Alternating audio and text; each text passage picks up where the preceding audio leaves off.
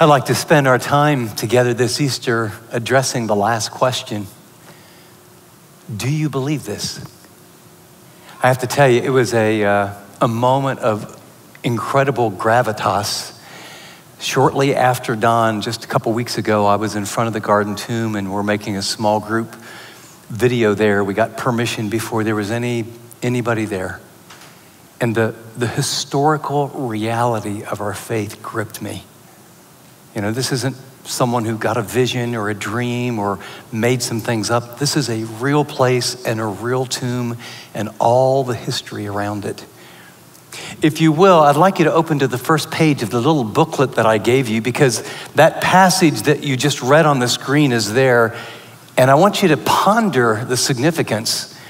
This is Jesus speaking to Mary shortly after her brother Lazarus had died. She asked Jesus for help. He didn't show up, and she's distraught. When we think about this passage, when we think about Easter, I want you to not just kind of, nice Easter service, thanks for the little chicks that are marshmallow. I want you to think about in your darkest hour, if you're there or the one that is coming. When you think about being abandoned by a mate, a wayward son, going through addiction with someone, I want you to think about cancer and the difficulties and the pain, the losing of a job. It's in this environment of someone who's lost all hope that Jesus says these words to a woman who feels like no one cares and life is dark and I'm helpless and hopeless. And he says to her, I'm the resurrection and the life. The one who believes in me will live even though they die. And whoever lives by believing in me will never die. In other words, he's saying there's more to life, there's a real heaven, but there's a power of a resurrected life even now for those who believe in me. And then he asked her, do you believe this? And I think Jesus is asking that question as much today because he's alive as he was then. I remember growing up. I grew up in what I just call kind of a social church, and my parents were school teachers, good people. We went to church, pretty regularly, and I heard a few Bible stories, and I'm an American, and I didn't know about any other religions, and so if you would have asked me, probably the first 15 or 16 years at least, do you believe this? I said, sure. Yeah, right? I've heard the Bible stories, and I went to Easter services, and my sisters had little patent leather shoes, and they got in their cute little dresses, and I'm gonna down a lot of chocolate and get more eggs than anybody else, that was Easter. But my belief was, it was pretty much intellectual. I agreed with the story because I didn't know anything else. And here's what I want you to get. I want you to take the word believe, and I want you to take it out of your sort of intellectual, I agree with that category, and the biblical way or meaning of belief has to do with your head, intellectual, your heart, your visceral, passionate connection, relational, and your hands. Your behavior, what actually happens. Biblical belief will always impact your intellect, your heart, your convictions, and then it always leads to very specific behavior, because your behavior, by the way, always reveals what we really believe. And so what I would say is, looking back, I believed in Jesus, and that meant that I agreed with the story. For me, it meant that you should be a nice person, so I tried to be a nice person. I was moderately more moral than other people, and I attended church semi-regularly. And if you would have said, do you believe in Jesus? Are you a Christian? Of course. A few years later, my belief system was challenged as I got older. Different religions, philosophies, and just in my own personal life, the focus, Jesus was sort of a periphery. I believed in him, but it was just not a very big part of my life, and I was an altar boy even, but I didn't see any relevance. And then as I got focused on sports and girls and academics and success, I really poured my life into. I had this dream of getting a basketball scholarship, and my parents were teachers, so you kind of have to get good grades or you're in really big trouble. And so that's what I did with my life.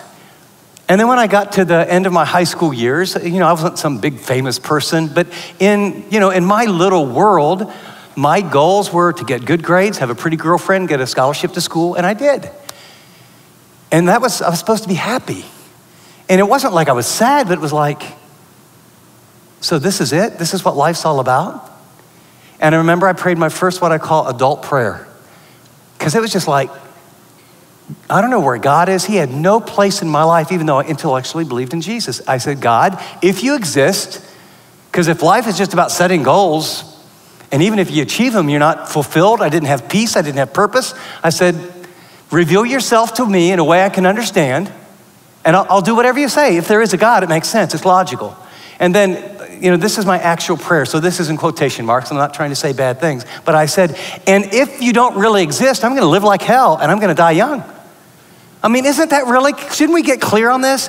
Either there's really a God and you follow him, he made you, or there really isn't, so why pretend? Get all the gusto you can and die young. You just turn to dust anyway. Well, that was sort of my prayer. A week later, God put me in a place where I met people that radically loved Jesus, but not sort of theory, but they talked about him like he was a real person and talked about things I'd never heard about, like he lives inside of you, whatever that meant. They took the Bible really seriously, but the good thing was they were really good in sports. And so I put up with it. And they gave me this Bible that I refused to read, but after about 4 days of peer pressure, like either these are the best actors I've ever seen. I mean, it was pro athletes, college athletes, about 600 high school athletes. And I remember like day number 3 or 4, I don't know really what they're up to, but I mean, I don't want to get indoctrinated by these Jesus freaks, but what if it's true? And then I remember that prayer. And I never heard of the Holy Spirit, but I heard this kind of whisper inside me. You said reveal yourself in a way you could understand. These guys love each other, right? I mean, that guy, he's wide receiver for the Falcons, and that guy's quarterback, and he's the coach of the Cowboys, yeah? They're not weird, are they? Well, no. Do you believe? And my belief went from an intellectual assent and agreement to a heart connection. And I didn't understand very much, but I remember saying to God, okay, this is all new to me, because I thought I was a pretty good person, actually. I always compare myself to people that weren't as good. I don't know if you've ever done that, but that's sort of what I did, and it always made me feel pretty good. I don't cuss as much as him. I'm not quite as mean as him. I'm not as quite as much a jerk as her, so, And then I learned from these guys that actually you have to be perfect to have a relationship with the God of the Bible, and that no one can do that. But Christ died in my place and absorbed everything that I deserve. And he offers the gift of forgiveness and a new life. And he actually takes up residence in you by the Holy Spirit when you turn from your sin and invite him into your life. And that was the beginning of a journey. And I went off to college. And all I can say is it was now in my head and in my heart. And it was the best 4 years of my life. I mean, I met a group of people. It started out with 4 or 5 people in a living room, loving and caring, and pretty soon something happened and there was like 250 students, and we loved each other, and people were real, and there wasn't hypocrisy and wasn't all that junk I grew up with. And I was like, man, this is really real. This is so really cool, and I'm a Christian, and God's answering prayers, and this is like really real stuff. And then my next little part of my journey happened, and I was ready to walk across the stage, graduate from college. And the chairman of the department that I majored in, his name was Dr. P. No one could pronounce his last name. And he was really smart. And he liked me and I liked him. And in my area, I didn't get all A's, but in this little window in my major, I got all A's. So he thought I was smart. And what it really is, I can know how to take tests. But anyway, I just so admired him. And I'm gonna walk across the stage in 2 days, and I could kind of tell he's sort of waiting to have this conversation. And do any of you have some of those flashes inside your mind, like you can go there, like right now, here I am, there's a brick building, there's ivy, the sun is coming through here, Dr. P is right here, he's got this white hair, he's super smart, he's this old guy, and he goes like this. He said, Chip, can I ask you something? I said, well, sure, Dr. P. He said, I'm puzzled. For someone who appears to be as intellectually astute as you, I mean, those are big words for me. How how do you believe in a literal Jesus and believe the Bible and all this born again stuff and a literal heaven? I just can't get my arms around it. And then it's like he was saving this time. And then he asked me like 3 or 4 questions that when he got done asking, I mean, if the Bible's really true, what about this? And if it's been transmitted, what about this? And if in fact Jesus said he was God, well, what about this and what about this? And I just went, you're just messing up my categories, man. I got a lot of friends, I got peace, I got purpose in my life. I can't answer any of those questions. And that sent me on a journey, and I want to invite you into it. I made a big decision that had sort of a position 1 and a position 2. Position 1, I was not going to allow someone I admired who was very smart to undermine my faith and assume that it wasn't true just because he's smart. And by the way, he didn't attack me. He was so kind. You know, looking back, it was like a father figure thinking, you know, this kid had such potential, but gosh, he's messed up in this religious junk. You know, he's gonna be a nobody. And so I said, okay, just because he's smart and I admire him, I'm not gonna give away my faith. And then this was the other one. But I'm gonna investigate those questions that I can't answer, and if my faith doesn't hold up to the scrutiny in the areas of science and philosophy and archaeology and history, I'm not gonna throw my brains in the trash to be a Christian. So if it measures up, I'm in. If not, I'm not gonna play some religious game. And so that was a 30-some-year journey, and this is a little portion of the head part. So are you ready? Some of you like to outline things. Would you like an outline of where we're gonna go? I'm gonna do 3 things. Number 1, I'm gonna tell you why in my head I intellectually believe that it's rational and feasible to believe in a literal Jesus who came to earth, was fully God, died in a specific time, space, history, rose from the dead, and has transformed the entire world, and that he offers eternal life to whosoever will, intellectually. Second, I'm gonna talk about what it means to believe in your heart and give you a picture of what that looks like so you could know. And third, I'm gonna give you very specific ways to know that if in fact those are true, this is what it'll look like in your actions. So pull out your little book, if you will, and I have 4 or 5 questions that he was asking me, I'm gonna ask you, and the reason I gave you the little book is because I'm gonna go really fast. And some of you, it's gonna spur something, and I don't wanna just go through some big technical stuff. Question number 1 for me, did Jesus really exist? Did you ever think of that? I mean, what if someone just made it up? I mean, is there any historical evidence that like this guy actually lived? And let me give you 3 very specific things that affirm the historicity of Jesus. It's airtight. Number 1 is the biblical manuscripts, the quantity and the quality. I mean, we have 25,000 either partial or full manuscripts of the New Testament about Jesus' life. Now compare that, like Homer, Shakespeare, and we have Shakespeare's writing, and then years later, we have Homer's writing, it's like 1,100 years later. Within 25 years of Jesus, we have biblical manuscripts of quality and quantity like no other ancient text. Second is extra biblical sources. So part of me was like, okay, wait a second. If New Testament people talk to one another and say he really lived, that's one thing, but are there any proof outside? And what I want to tell you, there's 3 major historians, Pliny the younger, Pliny the older, Tacitus, and Josephus. 2 Roman historians and Josephus, and in their secular writings, they talk about this person named Jesus. Third is archaeology. Unlike faiths where people make claims here or there, I can show you, in 1990, they found the house of Caiaphas, who was the high priest. We have inscriptions on a coin of Pontius Pilate. I mean, we can go through multiple places. The fact that Jesus, in fact, was a historical person is unquestioned. In fact, if you'll notice, on the very bottom of page 5, non-Christian extra-biblical sources also support the authenticity of the life of Jesus. And I quoted these 3, and then notice, expert historians, Christian or not, I'm in the middle of the last paragraph, agree that Jesus was a man who lived, died in the 1st century Palestine. Almost all would agree that he was born near the time of Herod the Great, and his death was spent, Herod the Great's death. His childhood was in Nazareth, baptized by John the Baptist. He talked about the kingdom of God, caused a great disturbance, was arrested, questioned, and executed by Pontius Pilate. All I want you to get is mentally, he was a real person. Second, what was he like? What kind of person was he?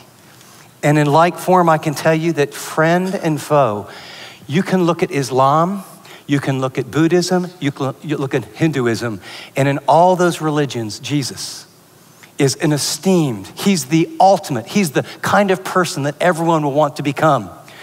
He actually claimed, if you look, John 8:46, Jesus says this, if any person can catch me sinning, do it. Find me guilty of a single sin. If you can't, then he says, then why won't you believe in me? I mean, can you imagine if any one of us in this room made that statement? I mean, we couldn't even get to the car. I mean, my wife has a volume. My kids have a library, right? I mean, now, but you have to take these things seriously. In fact, those of you that have kind of grown up in church, you've got hardening of the intellectual arteries. You kind of gloss over this like, oh yeah, that's true. Really? Do you realize how radical it is? Do you understand that? Think of the impact, life, literature, legal, history. I wrote in my journal a date this morning. You know what that date means? Before Christ and in the year of our Lord. No army, didn't travel within 30, 40 miles of where he was born. His life is the most dynamic, loving, caring, forgiving. The ethic of Jesus is emulated. Even the New Agers, what do they talk about? The Christ consciousness. It's the life, I mean, who wouldn't want everything we know about this person? From his foes, from his friends, from history. He's the most loving, kind, holy, pure person who's ever walked on the earth. The third question for me was, well, the miracles, right? Is it feasible to believe that he actually did these miracles? I mean, anybody can make up stories. You know, Scripture talks about he fed the 5,000, he turned the water into wine. There was a little girl that was raised from the dead. There was a young man whose mother was a widow, and he raises him from the dead. And you ask yourself, can this be true? Well, here's what's interesting. He has a 3-year ministry period. Some of the greatest miracles didn't happen until the last week. The crowds were swelling. He was threatening the religious establishment. They want to get rid of him, but people are flocking to him. There's passages where whole towns and people are being healed. Here's the deal. Even when they were crucifying him, his enemies said, you saved others, can you save yourself? What I want you to know is that in a 3-year period, let's do the math. It's not like someone said he did miracles in Tibet and now he's over here giving a seminar and we're wondering, can anybody verify that? You could meet the mom of the little girl that got raised from the dead.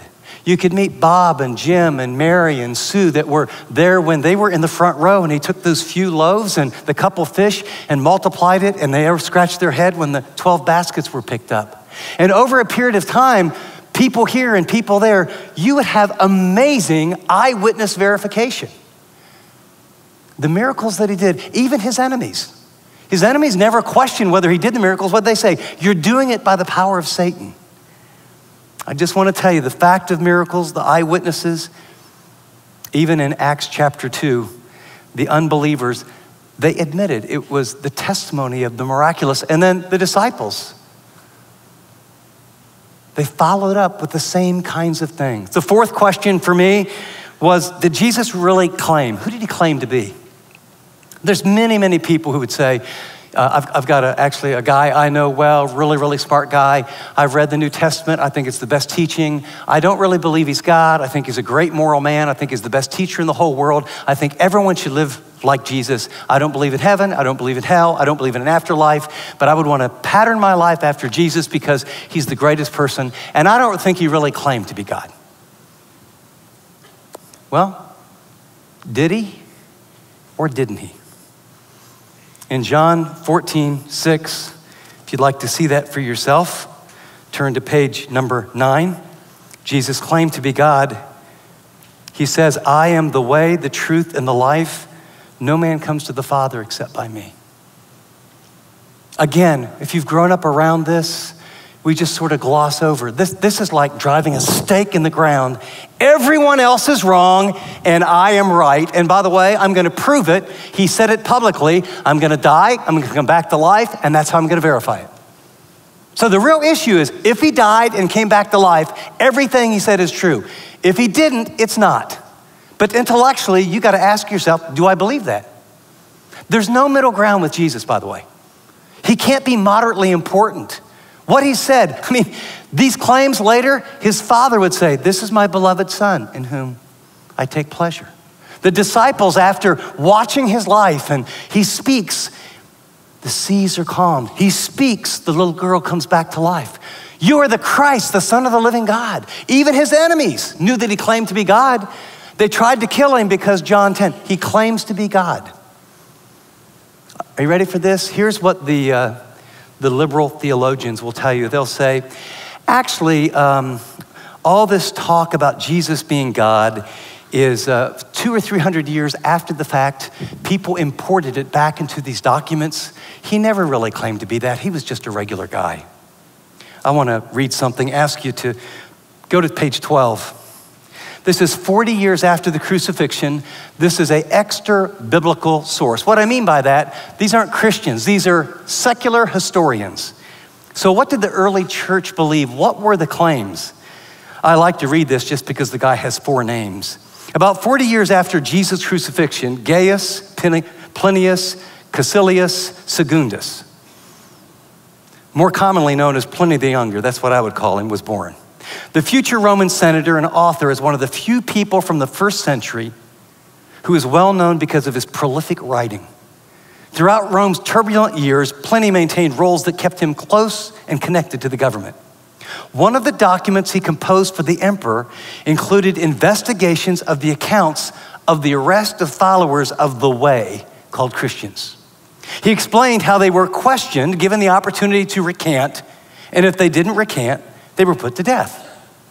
Now he tells us in his investigation, this is just 40 years after the crucifixion, what did the average Joe Christian actually believe? He says, in his opinion, their beliefs were silly because they did strange things. They met at dawn, they ate common food together, and they worshiped a dead person they believed was God. They treated each other with outstanding love and would not worship idols. Pliny's account confirms the identity of Jesus and his followers. They believed he was in fact God. The final little bit of our head, why I personally have not thrown my brains in the trash, and I'm a follower of Christ that is willing to admit it to everyone, anywhere, regardless of your background and PhDs. I've been on this journey, glad to sit down and talk. Because here's what you need to know. It is intellectually not only feasible, it is logical and wise. The evidence is overwhelming. Here's the final thing. If it was in a court of law, here's the 4 things that I believe make clear, in fact, that Jesus is who he said he was. The first is the evidence of predictions. Over 300 specific predictions that Jesus, in fact, now imagine this. Isaiah's written 700 years before the birth of Christ. And it says in Isaiah, he's gonna be born of a virgin. It says in the Old Testament, he's gonna be born in Bethlehem. It says he's going to be a Nazarene. The Old Testament says specifically, he'll be betrayed for 30 pieces of silver. 300 specific things, hundreds of years. Psalm 22 vividly describes the crucifixion of the Messiah. Here's what's interesting. Crucifixion wasn't even invented until a few hundred years later. If you want some intellectual fodder, these predictions, 100% accurate of one person. One mathematician said, the probability of even 8 of those predictions coming true would be 10 times 8 times, something times 10 to the 23rd power. There were so many zeros, I couldn't get my arms around it. He just says, there is no probability. The second is the place. To me, this really matters. People can make all kinds of claims, but in Jerusalem, you could verify it. He walked there. There was eyewitness of his resurrected body. He appeared 12 different times. He did it for 40 days. And then the early church was born. The people, I knew Peter when he was really afraid. Now I know Peter now. This is what happened. It multiplied. Hundreds of thousands of believers in the first few decades. You could verify the actual facts. It wasn't some guy from somewhere has some vision or dream or plates or something, and he says, this is what God said. You could verify the place, and then the people. The miraculous change in the people. If you grew up in the Roman Empire, a woman was a piece of property, a slave was dirt and didn't matter, and when a baby was born, if you didn't like it, especially if it was a girl, you just, as a Roman would say, thumbs down, and they would take the little girl, or if it had any kind of defect, and they would throw it literally in the ash dump, the dump of the city. And these Christ-like ones would go and pick up these babies, and they would do this new teaching like women are valuable and co-heirs of the grace of God, that there's neither slave nor Greek, Jew nor Gentile, that there would be equality. And they begin to transform the world. In fact, the ultimate impact just blows my mind. By 313, polytheism is nearly died. Women have status as real people. Movements in slavery have changed. And this little group of 120 followers of this Jesus itinerant preacher who they claim died and rose from the dead, now the Roman Empire, Rodney Stark in his book, The Rise of Christianity and the Triumph of Christianity, it's a sociological work, not a spiritual one. Scholar, 33 million of the 60 million people in the earth by 313 were followers of Jesus. You don't have to throw your brains in the trash. That's data. That's history. That's verifiable. That's a big part of believing. But you know what? The intellectual is only one. I can intellectually agree. Some of you might say, hey, thanks for doing the research and thanks for the little booklet. I agree with that. But biblical belief isn't just the head, it's also the heart. There's a connection. You know, when you love someone, when you're for someone, your passions always flow around what you really believe.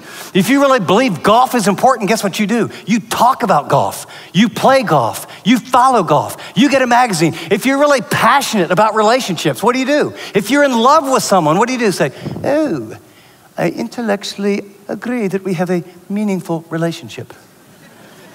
You think about them, you text them, you call them. When your heart loves someone, you want to spend time with them, you want to please them, and you do things that play out because why? Because there's a heart. Biblical belief isn't just intellectually agreeing, it is a heart connection psychologically and emotionally of a real relationship with a real resurrected person that causes your entire life to revolve around that relationship.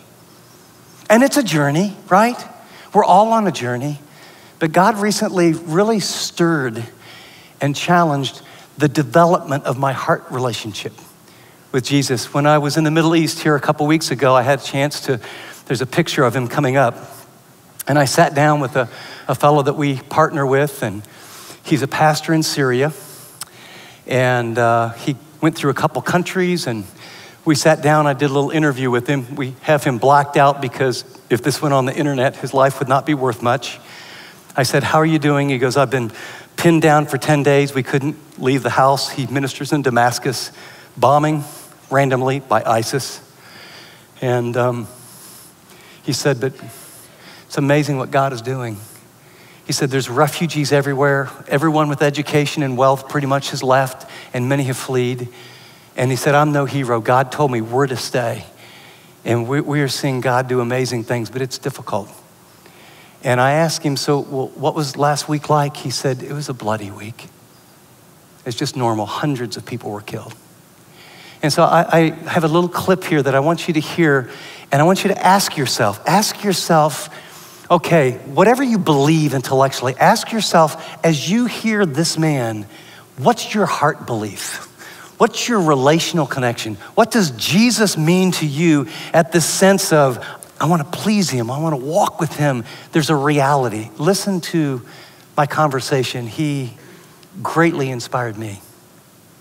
We live in a very comfortable place, and sometimes as believers we feel like a little neglect or people giving us a hard time, and we call that persecution. And you told the story about the young man when ISIS was moving through the communities, and they knew ISIS would be coming through his town.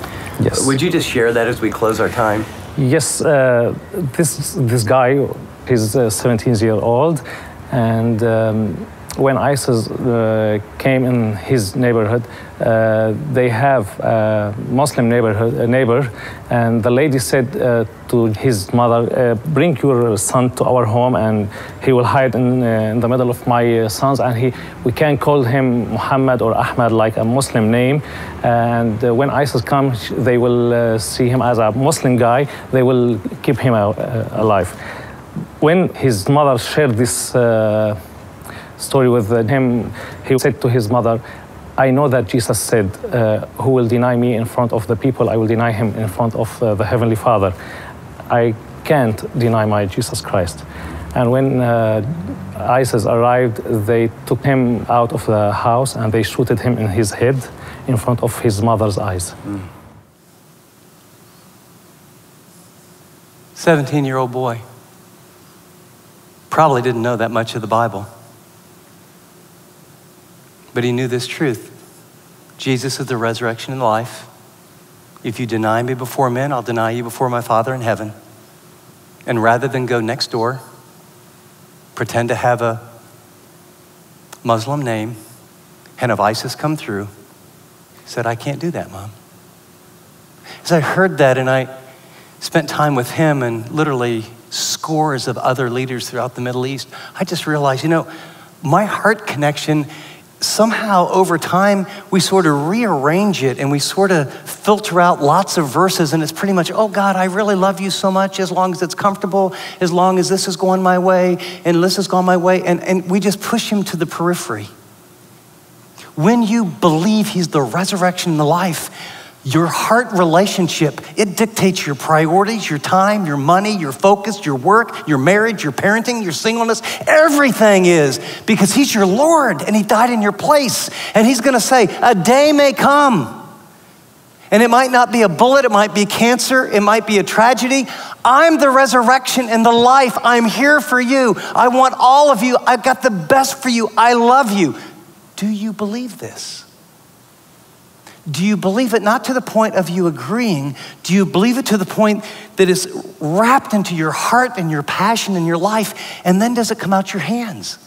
Does it come out where your behavior demonstrates he's what matters? This is the way, this is the truth, this is the life. I think about, I get kidded a lot. I think about when you love someone. When you love someone, you want to hang out with them, right? You want to hang out with them. Like, no one tells me, okay, you need to make coffee and hang out with Teresa. Okay, I drink a lot of coffee. I do. And I drink it mostly with my wife, nearly every morning, and sometimes in the afternoon, and sometimes at a date. And it's not the coffee. I want to be with her. I'm passionate about her. I love her. I want to hang out. I want to know what she thinks. I want to talk with her, walk with her, pray with her, do life with her. Why? Because she's in my heart. Is that how you feel about Jesus?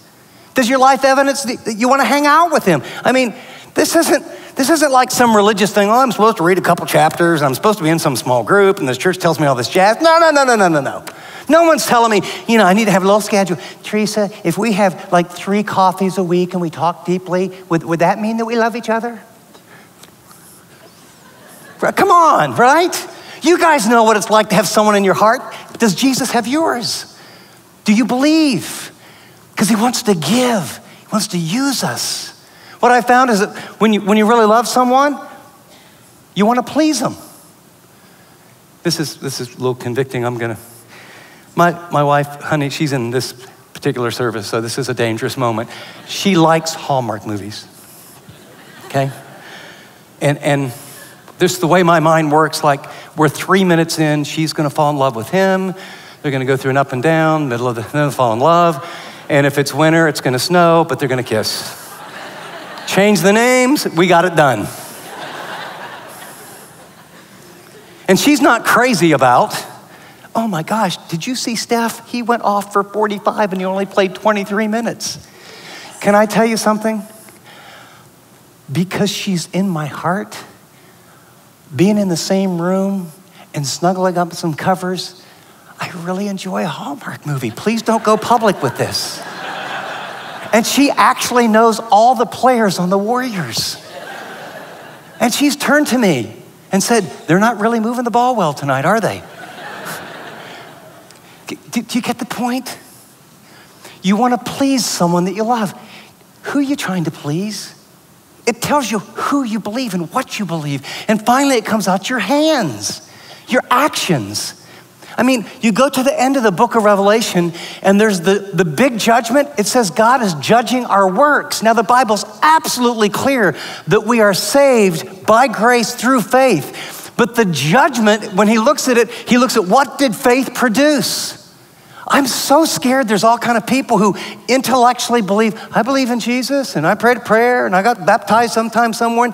But your life, your heart, your actions are going this way and everything God says is this way. And I'm just scared to death that you're gonna be one of those going, hey, I said I prayed the prayer, and Jesus is gonna say, I never knew you. Because your behavior always demonstrates where your heart and your faith really is. And so individual application,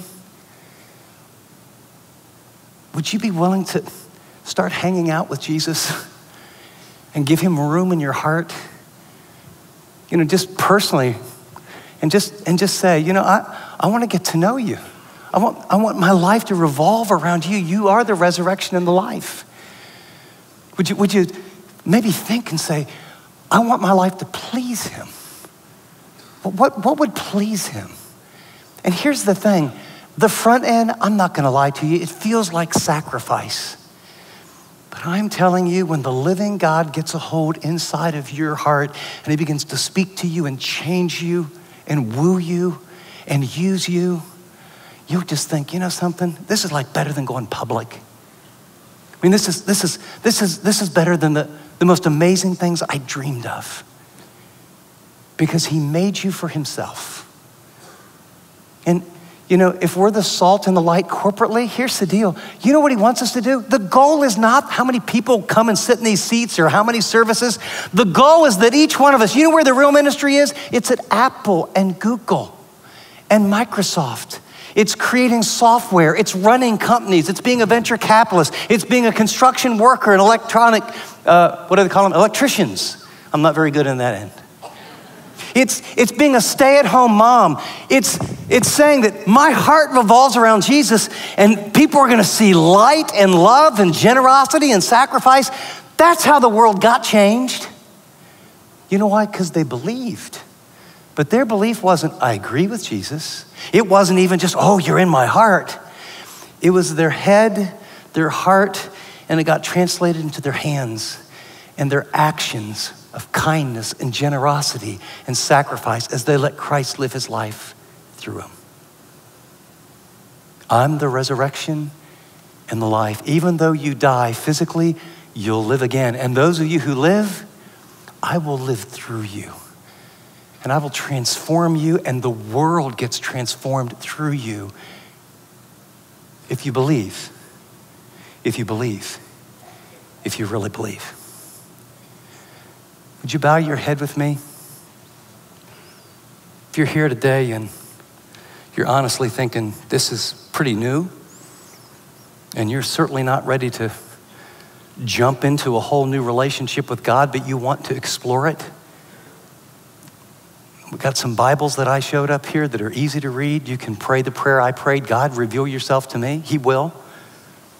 The caveat is you really do agree to follow him if he does. If you're thinking, you know, I got a lot of questions. We have a new thing called Alpha. And I mean, it's just a handful of people that we're gonna sit around and have a meal, multiple groups, Everyone there is saying, hey, I don't know if I believe any of this stuff, but I'd like to explore it in a safe place. And if you're a follower of Jesus and everything I've said, because some of your body language was just screaming at me, you agree with. And yet when I started to talk about your heart, when you thought of you being willing to metaphorically or even literally take a bullet for your faith, it was like, oh my gosh, I'm not there. Because he doesn't have your heart. It's not what matters. Can I tell you, he's not mad at you. He's not down on you. He's sad. The life he has, he just says, come. Would you come? Would you let me love you? So Lord, I pray right now that you would give people courage to just take the next step. Can I give you a moment right now to think, what would that look like? If God's been tugging at your heart and you want to enter his family, right now in your seat, you can pray silently to God and say, I need you. I'm not perfect. I've done things wrong. I need completely forgiven. Right now, Jesus, will you forgive me? Will you come into my life? I believe you died and paid for my sin. I believe you rose to prove it's true.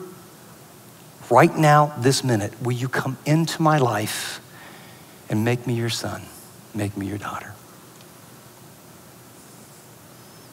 Lord, thank you for your great love, for bringing us in this room. Thank you for rising from the dead and offering a brand new way to live. In Christ's name.